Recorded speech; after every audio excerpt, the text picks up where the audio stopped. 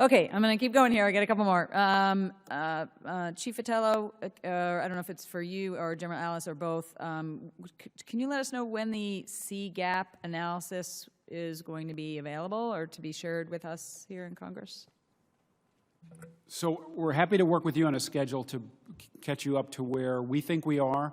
But C-gap, by its design and the work that we did with applied physics at Johns Hopkins, is an iterative process. Okay. So what we've done up until now is sort of learn the process and learn the best practices, which comes from our own experience plus what they've learned along with DoD to help us identify what the mission needs are, how to fill capability gaps, and what the use case is for identified technologies or changes in tactics. Glenn Spencer is a retired systems engineer who developed simulation models while working in a Washington, D.C. think tank.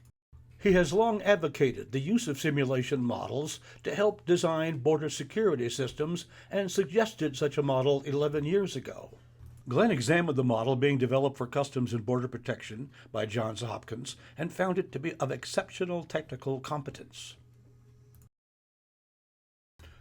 But the problem of garbage in, garbage out persists.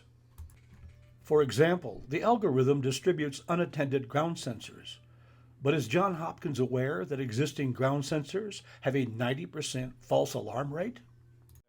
And so what we've done is we've trained a majority of the workforce that are deployed in an effort to understand the process, what C-gap is, how to apply it in their own AOR, and then feed us that information at the headquarters to then turn into requirements.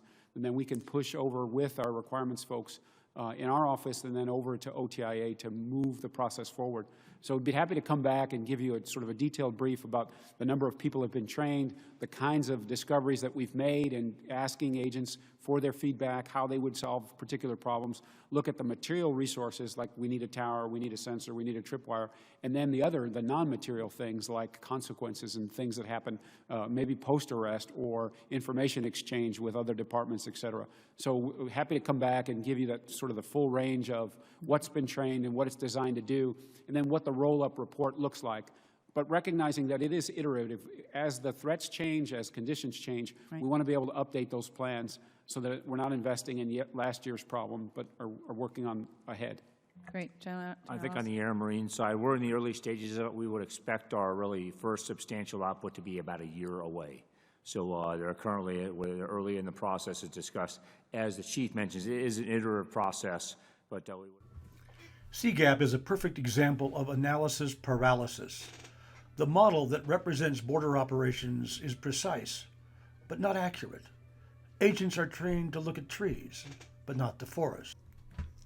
Records show that the Johns Hopkins Applied Physics Lab has been paid millions of dollars by the same Office of Technology, Innovation, and Acquisition that brought us the Boeing virtual fence and the integrated fixed towers.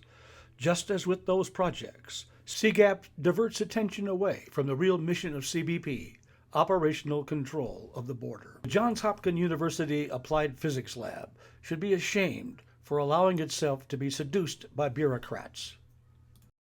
Those are the same types of discussions we're having, by the way, on the Armed Services Committee related to the DoD. So, Ms. Gambler? Just want to say thank you for inviting us to testify today, and just some of the last items that we were talking about here in terms of ultralight detection, the C-gap process, technology metrics. We do have ongoing work for the subcommittee in a number of those areas, and so we'd be happy to follow up with you and your staff to brief you at any time, and look forward to that work coming out in the future here as well. Great. Thanks, Ms. Gamble. Appreciate it. All right. I want to thank all your witnesses for your valuable testimony and the members for their questions. The members may have some additional questions for the witnesses.